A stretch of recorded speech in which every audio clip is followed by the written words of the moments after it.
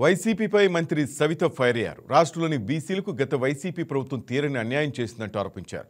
బీసీలను అన్ని రంగాల్లో అభివృద్ధి చేసేది చంద్రబాబు ప్రభుత్వమే అని మంత్రి సవిత అన్నారు. బీసీల ద్రోహి కనుకనే ప్రజలు జగన్ను 11 సీట్లకి పరిమితం చేశారని ఎద్దేవా చేశారు.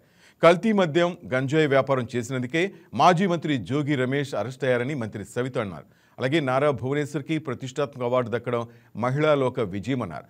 ప్రపంచ కప్ గెలిచిన మహిళా క్రికెట్ టీంని మంత్రి అభినందించారు.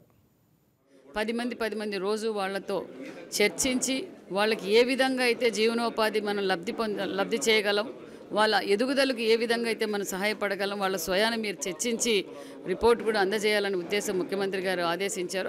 ఆ సందర్భంగా ఈరోజు సెక్రటరీ గారు నేను మరి ఈరోజు చైర్మన్లతోనూ అదేవిధంగా డైరెక్టర్లతో రివ్యూ చేశామన్న విషయం కూడా మీకు తెలియజేస్తున్నాం.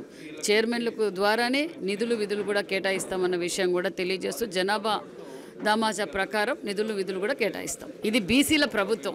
బీసీల పైన కక్ష సాధింపు చర్యల ప్రభుత్వం ఎప్పుడూ తెలుగుదేశం ప్రభుత్వం కావచ్చు, కూటమి ప్రభుత్వం ఎప్పుడు అలా విధంగా గతంలో ఎప్పుడు ప్రవర్తించలేదు. ఇప్పుడు కూడా బీసీలకు ఎప్పుడు బీసీలు ఈరోజు అన్ని రంగాల్లోనూ ఉన్నారు అంటే అది తెలుగుదేశం పార్టీ, ముఖ్యమంత్రి చంద్రబాబు నాయుడు గారు అనే విషయం తెలియజేస్తూ మరి జగన్మోహన్ రెడ్డి గారికి ఈరోజు బీసీలు గుర్తొచ్చారు.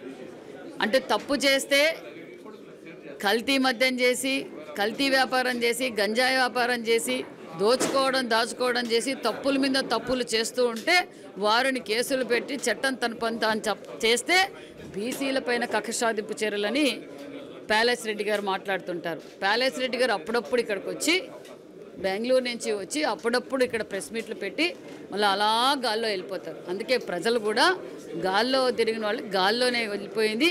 11 సీట్లకే పరిమితం చేశారు.